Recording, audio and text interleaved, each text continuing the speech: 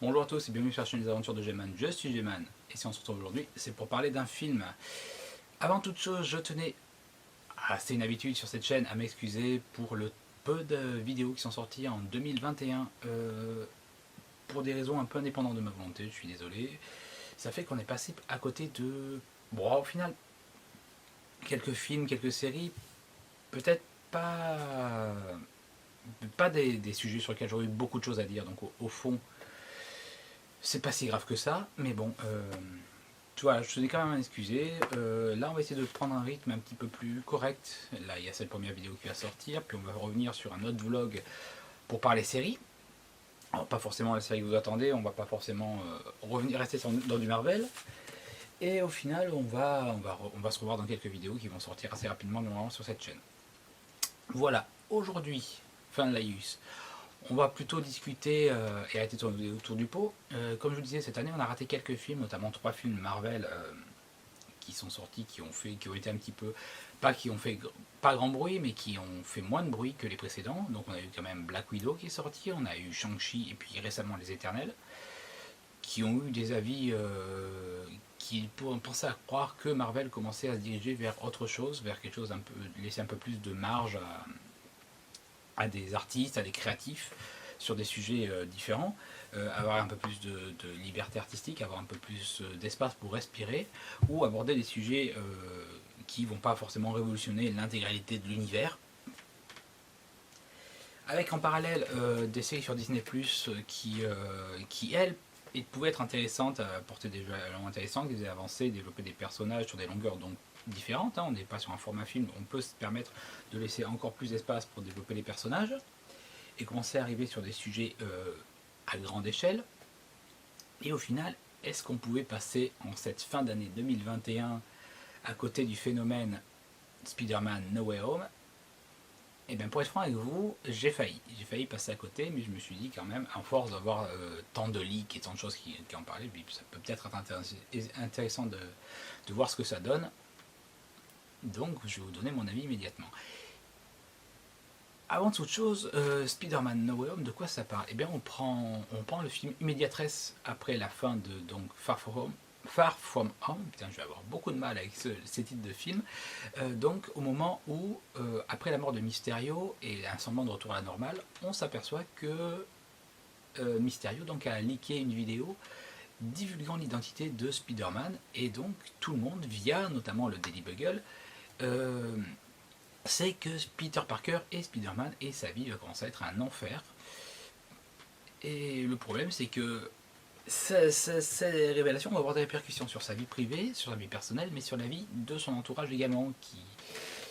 Et c'est en essayant de tout rattraper et faire en sorte que les gens oublient cette chose qu'il va se passer énormément de catastrophes pour Peter Parker. Avant toute chose, je tenais à vous dire que, vous devez le savoir, je suis un fanboy de comics, je suis un fanboy de films de super-héros, cette chaîne en est d'ailleurs la preuve, puisque c'est un de mes principaux centres d'intérêt. Et pendant très longtemps, j'étais un peu hermétique aux critiques qu'on pouvait faire aux films Marvel.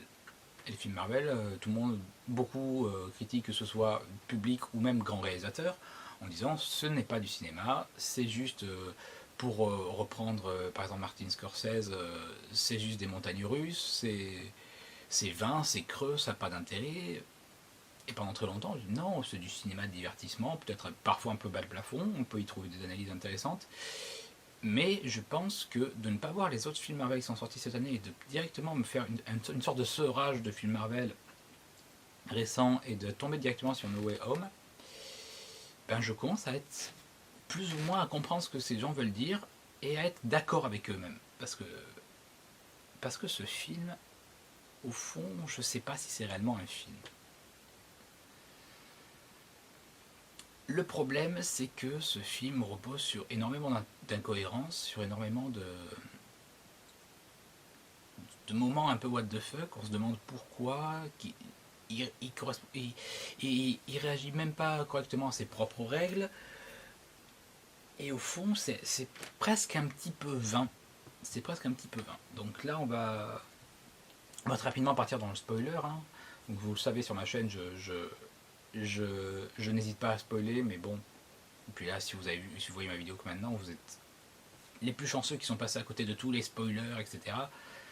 Et qui n'ont pas encore vu le film, c'est que vous n'avez pas envie de le voir. Donc je pense qu'on va pas se retenir plus longtemps. Pour moi, déjà le film est incohérent parce qu'au fond, Peter Parker veut changer le cours de l'histoire, ou du moins le fait que les gens sachent qui il est. Au fond, pas parce que sa vie est devenue invivable, parce qu'on voit très rapidement qu'il arrive à... Il sort de tous les procès, qui sort de toutes les accusations de meurtre, même si le peuple est encore divisé en deux avec ceux qui sont en soutien pour lui et ceux qui soutenaient Mysterio et qui n'ont pas encore compris que Mysterio était un dangereux criminel. À aucun moment, Peter Parker, on le voit essayer de défendre le fait que Mysterio était un dangereux criminel parce qu'il en a toutes les preuves également, mais bon, ça non, on va pas chercher à savoir ça. En fait, non, Peter Parker veut modifier ça parce que ses amis et lui ont été refusés au MIT à cause de ça, à cause de la... Alors que très rapidement, c'est montré dans le film qu'il suffit d'essayer d'envoyer un courrier de demande, de réclamation, pour essayer que son dossier soit évalué. Et non, le premier réflexe de Peter Parker, c'est on va aller voir Doctor Strange. Parce que lui, il peut modifier tout. Et Doctor Strange, très rapidement, nous a montré comme ok, on va faire ça, c'est cool, c'est une bonne idée. La magie est là pour ça, après tout. Et non, parce que d'une part, on n'a pas le Doctor Strange qui est censé être un grand mage. Bon, ça nous expliquait rapidement au détour d'un discours que ce n'est plus le sorcier suprême parce qu'il a disparu pendant 5 ans, donc quelqu'un a pris sa place. D'ailleurs, ça pareil, il va falloir nous justifier pourquoi c'est Wong qui a pris sa place alors qu'il y a énormément de mages puissants. Hein. On en reparlera quand on parlera du Multiverse Madness. Et non, en fait, on comprend pas pourquoi. Puis du coup, Strange va lancer un sort pour faire que tout le monde oublie. Le problème, c'est que Peter va lui faire modifier son sort 5 fois d'affilée pendant qu'il est en train de le lancer. Ça va foirer. Ça va ouvrir le multivers et ça va faire revenir sur Terre, sur la Terre du MCU, les gens qui sont au courant que Spider-Man est Peter Parker. Donc, des gens des autres films Spider-Man qui sont sortis jusqu'à présent. La pirouette peut être intéressante, sauf que même là, ça marche pas. On nous fait venir une galerie de personnages, donc une espèce de super équipe de super méchants pour affronter Peter Parker. Mais ils sont pas 6, parce que sinon on serait obligé de les appeler Sinister Six, et ça renvoie à ça. Donc non, ils seront que 5, plus ou moins méchants, que Peter, plutôt que de les renvoyer chez eux de suite, parce qu'on comprend rapidement qu'ils sont arrivés dans notre monde juste avant leur mort, ben il va plutôt essayer de les soigner pour qu'ils retournent dans leur monde, sans être des méchants, pour essayer peut-être de les sauver. Sauf qu'on ne sait pas comment ça fonctionne, on ne sait même pas si ça va réellement les sauver. Mettons, si vous arrivez dans notre monde juste avant qu'on vous tire une balle, est-ce que le fait d'être gentil va éviter la balle? Je ne pense pas. Donc ça, je ne pense pas que ça va les sauver. Et puis le problème, c'est que c'est sauver ces personnes, ça va chambouler des timelines qui ne sont pas la sienne. Et lui, il prend cette décision. Parce qu'il ne veut pas qu'il y ait tant de gens morts à cause de Spider-Man. Sauf que c'est une décision que tu n'as pas à prendre. Donc c'est assez bordélique, même quant au choix des gens qui vont revenir dans ces films en fait.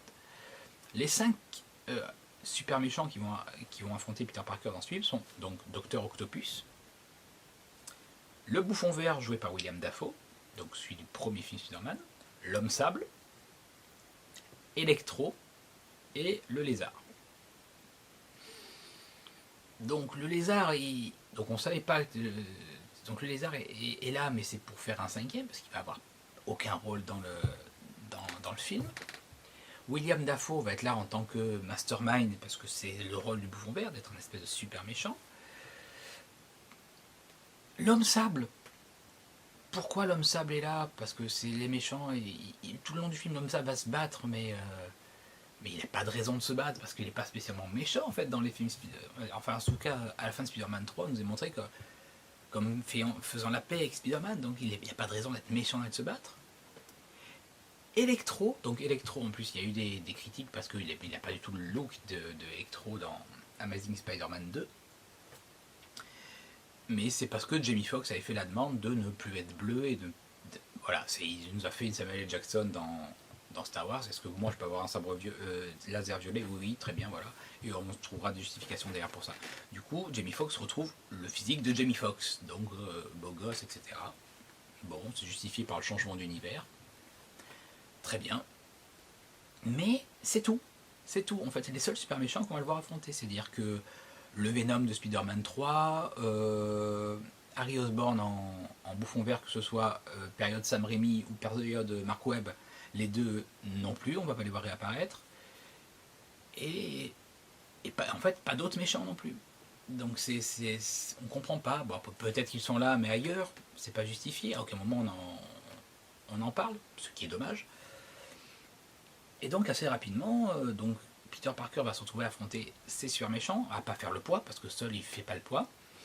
Il va perdre Tante May, donc Tante May va mourir, va nous faire ce qu'on reprochait en fait aux autres films, donc avec Tom Holland, c'est d'avoir un Peter Parker, mais qui n'est pas le Spider-Man que j'en connaisse, avec des... En fait là on a l'impression que presque tout lui réussit dans sa vie, il réussit à finalement sortir avec MJ, il est l'héritier d'Iron Man. Il vit dans un appartement qui n'est pas trop pourri, sa tante aide les gens, donc ils sont bien reconnus, il est l'araignée sympa du quartier très rapidement. Et c'est pas le Spider-Man, tant la progression de Spider-Man qu'on est censé avoir pour un jeune Spider-Man. On est censé avoir un jeune Spider-Man qui galère, qui perd ses proches, qui est triste, qui est seul. Donc là, il nous tue Tante May pour nous faire une oncle Ben, Tante May qui va mourir en disant un grand pouvoir implique de grandes responsabilités. Parce que ça y est, vu qu'on a racheté la Fox, on a le droit de le dire, donc on va le dire, on va pas faire semblant comme Mark Webb ou machin, de dire oh, on va essayer de... Non, on le dit, grand pouvoir implique de grandes responsabilités, très bien. Et là, pour aider donc ce Peter Parker, Tom Holland, eh bien on va ramener dans l'univers, et ça tout le monde le sait, ça a été spoilé, on va ramener les deux derniers Spider-Man, donc Andrew Garfield et Tobey Maguire, dans des scènes... Alors, je vais être franc, comme je vous le dis, je suis un fanboy, je suis un gamin, j'ai trouvé ça génial, sur le moment. C'est parce que c'est ce qu'on voulait voir, c'est un truc qu'on veut voir, c'est un truc de fanboy qu'on veut voir, de ce genre de choses, avec des scènes de discours quand ils se réunissent, à savoir lequel est le plus triste dans sa vie, parce lequel a une vie de merde, de savoir vraiment, non mais c'est moi, qui te pousse, et moi en tant que fanboy, on fait monter les larmes, clairement. Ça n'a pas coulé, mais c'était pas loin, et ça marchait, ils sont forts, c'est con. Et du coup, on va avoir une alliance de Spider-Man pour affronter ces super méchants, et en tout cas essayer de les soigner, parce que au final, c'est ce qu'on va faire, on va les soigner. Jusqu'à essayer de ramener un équilibre, et à la fin, laisser Dr. Strange donc faire son sort, faire en sorte que tout le monde oublie Peter Parker, mais définitivement, parce que là, maintenant qu'on pouvait dire d'entrée, prépare un sort comme il faut, et je t'interromps pas et fais ça, ça aurait été plus simple et on serait retourné sur une sorte de statu quo. Non, là Dr. Strange va vraiment sortir son sort de tout le monde oublie Peter Parker, définitivement, et il va devenir un nobody. Et là, on va avoir vraiment le Spider-Man paumé, sans thune, sans soutien, inconnu de tout le monde, et oublié même de ses proches et de ceux qu'il aime. Donc ça nous annonce un soft reboot de licence intéressant, mais le film en soi est bancal dans tous les coins. Il est bancal dans tous les sens, ce film. Pour revenir un peu plus en détail et sur la réflexion, donc, ce sort nous fait revenir les méchants de Spider-Man qui savent qui est Peter Parker, que Spider-Man est Peter Parker. D'accord. Donc, l'homme sable, William Dafoe en Green Goblin, le Docteur Octopus, je suis d'accord, ils sont au courant que Spider-Man est Peter Parker. Sauf qu'à aucun moment, Electro n'est au courant que Peter Parker est Spider-Man, donc il n'aurait pas dû être attiré par le sort. Bon, pour ceux qui ont le doute, revoyez Amazing Spider-Man 2, mais c'est tellement su et connu qu'à la fin, Electro, quand il parle donc à son Spider-Man, Andrew Garfield, et quand Andrew Garfield enlève son masque, Electro dit ah mince, j'étais persuadé que tu étais noir. Un Spider-Man noir, j'en étais persuadé. Ce qui est bien une preuve, donc déjà qu'il y a un petit clin d'œil amusant, on nous amorce doucement Miles Morales après le premier film du MCU où on voyait son oncle, là on nous annonce Miles Morales un peu doucement, donc c'est cool. Mais c'est bien la preuve que votre plan est bancal et vous le dites vous-même. Et oui, je rajoute, pourquoi pas avoir mis d'autres super méchants? Pourquoi pas avoir mis les autres Green Goblins? Parce que là, à la fin, le combat final, c'est contre William Dafoe. Si le combat final a été contre plusieurs Green Goblins, ça aurait été encore plus intéressant. 3 Spider-Man contre 3 Green Goblins, ça aurait été intéressant. Mais non, ça on va pas le faire. On va vous mettre une pirouette à la fin, donc à la fin de Venom 2 et à la fin de ce film pour justifier que Venom vient dans le monde parce que lui il est au courant, parce que tous les Venoms du multivers, via leur cerveau de ruche de symbiote, sont au courant de tous les Venoms du multivers. Donc potentiellement cet abruti qui ne fait que manger du chocolat ou des cerveaux est au courant du multivers, mais nous non. Et lui, non, mais je suis au courant, Peter Parker, Spider-Man, t'inquiète pas, si, je te l'ai dit. Et donc viennent pour que Eddie Brock se bourre la gueule dans un bar et aille même pas voir Peter Parker, et juste laisser un morceau de symbiote pour qu'on puisse introduire le symbiote dans le MCU. Donc ça a été mis là, c'est le dernier crachat à la gueule pour les fans du film. Ouais, maintenant on a Venom. Maintenant on a deux timelines, deux univers différents, l'univers Marvel et l'univers Sony, avec un Venom. Et c'est justifié, et c'est le même en plus, donc ça marche. Donc ça c'est aberrant, mais malgré tout le film marche parce qu'on est content de voir Tobey Maguire qui a pas repris le rôle depuis des années, qui se faisait même un peu discret au niveau du cinéma. On est content de voir Andrew Garfield. Parce qu'Andrew Garfield, oui, on sait l'horreur que ça a été pour lui que le projet Amazing Spider-Man s'arrête, parce que Amazing Spider-Man c'était prévu pour au moins s'étendre sur 6 films, avec les spin-offs, Sinister Six, etc. Ils avaient posé des jalons pour plein de choses, et ça s'est arrêté en catastrophe à cause des conneries de Sony, qui a fini après par revendre les droits du personnage au MCU. Donc en gros, Garfield c'était une catastrophe, donc il a pu clôturer certaines de ses petits actes personnels, parce qu'on nous montre que depuis X années, il est un peu aigri de la mort de Gwen Stacy. Là, il va pouvoir avoir un arc de rédemption et pouvoir faire ce qu'il n'a pas fait dans Amazing Spider-Man 2. Vous avez dû voir la scène et vous devez vous en douter. Mais, au fond, quand on réfléchit un petit peu, ça marche pas. Parce qu'au fond, on a ces Spider-Man-là qui ont montré comme étant vieillis, comme étant un peu plus mûrs, machin, mais qui n'ont rien vécu de plus hors de leur film. On comprend ça quand ils discutent un petit peu de quels sont les pires ennemis que vous ayez affrontés. Et Tobey Maguire parle de Venom, Andrew Garfield parle du Rhino, mais en gros, Tobey Maguire, depuis 20 ans, n'a rien affronté de pire, n'a rien vécu de plus. On nous dit qu'il est heureux avec MJ, plus ou moins qu'il a eu du mal, mais en dehors de ça, sa vie, on a l'impression qu'elle est en stase, qu'elle n'a pas avancé plus. Andrew Garfield, c'est pareil, c'est jamais encore pire pour Andrew Garfield, parce qu'Andrew Garfield nous a dit qu'après avoir affronté le Rhino, il dit qu'il est un peu nul, donc il y a une grosse scène bien lourde, en disant non, you're amazing. Bon, voilà. Et en gros, ça nous explique que depuis la fin de Amazing Spider-Man 2, il s'est rien passé pour lui, alors que c'était le moment de clôturer quelque chose, parce qu'on sait, il y a eu des leaks sur ce qui était prévu pour la suite des Amazing Spider-Man. Ils avaient introduit la chatte noire, Phil Hardy. Il y a eu des scènes dans Amazing Spider-Man 2 avec la MJ qui était castée pour Amazing Spider-Man. Donc elle a été castée, elle a été retirée du film a posteriori, mais elle a été castée, elle existe dans cet univers, cette Mary Jane. On sait que le Sinister Six était prévu, donc tu t'appelles pas Sinister Six si là tu veux pas amoindrir tes méchants dans ce film-là, mais on a quand même vu à la fin du film que Octopus était prévu, que Carvel le chasseur était prévu, que le vautour était prévu, ce genre de choses. Et tu peux en même dropper un ou deux. Tu nous expliques que ton Spider-Man a vécu, qu'il a affronté des trucs, et que ça a peut-être pu l'enfermer dans ce truc sombre à être non, j'ai pas le temps d'être Peter Parker. Parce que là, il t'explique que j'ai pas le temps d'être Peter Parker, mais j'ai pas affronté plus de choses que ça. Les Avengers dans leur monde n'existent pas, c'est clairement dit.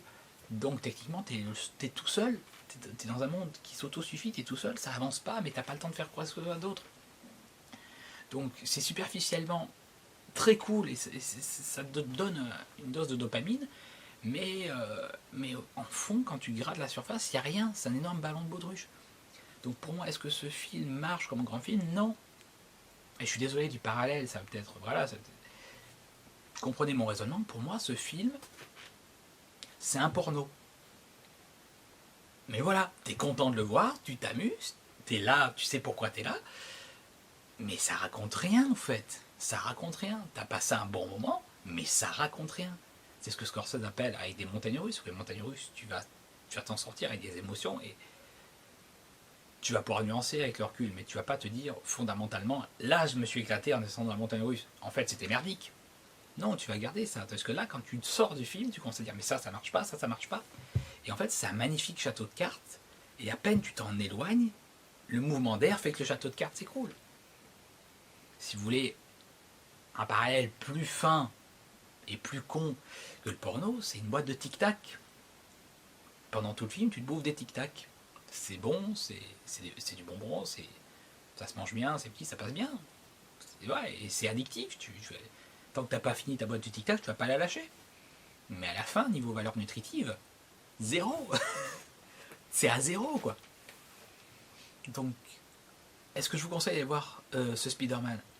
Si vous êtes fan de Spider-Man, de celui-là notamment, et des précédents, oui, allez le voir. Parce que c'est, comme je vous dis, il y a 2 moments dans le film, liés à Andrew Garfield, où j'ai failli chialer, donc le moment où les 3 Spider-Man parlent, et le moment où il finit par sauver MJ. Et ça marche, j'ai failli chialer. Il y a les parallèles qui t'expliquent Ned qui fait de la magie, qui dit hey, est-ce que vous avez des meilleurs amis en parlant aux autres Spider-Man? Oui, mon meilleur ami essaie de me tuer, c'était le bouffon, machin. C'est rigolo parce qu'on le sait, dans les comics, Ned est censé être le super bouffon et être un des ennemis de Spider-Man. Donc, oui, c'est. Mais au fond, ce film, à part nous mettre en place le statu quo, comme quoi, maintenant Peter Parker il est seul, il a plus de thunes. Ouais, vous étiez déçu qu'il soit l'héritier de Spider-Man. Ne vous inquiétez pas, il a plus de thunes. Il a un appartement de merde qui ressemble beaucoup à l'appartement de Peter Parker dans la première trilogie de Sam Raimi. Vraiment le petit appartement merdique où il y a eu beaucoup de mèmes sur son logeur qui lui. L'argent c'est le premier. Oui, on a clairement des parallèles à ça.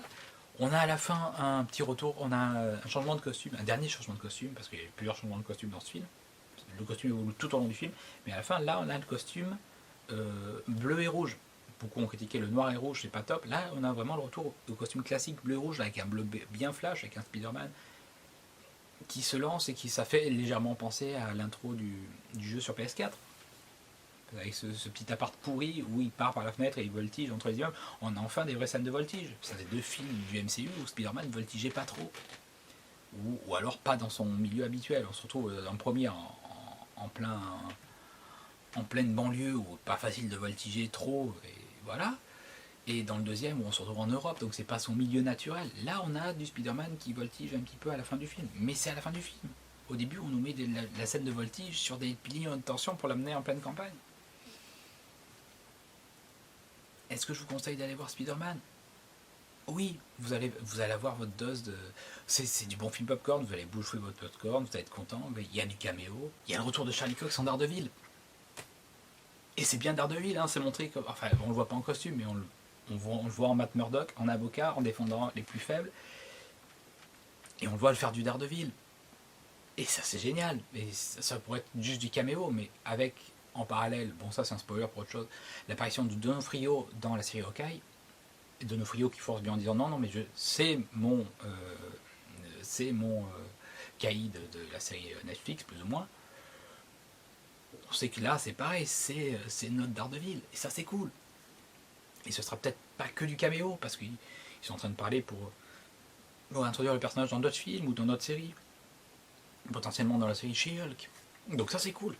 C'était le premier moment un peu waouh, ça. Ah.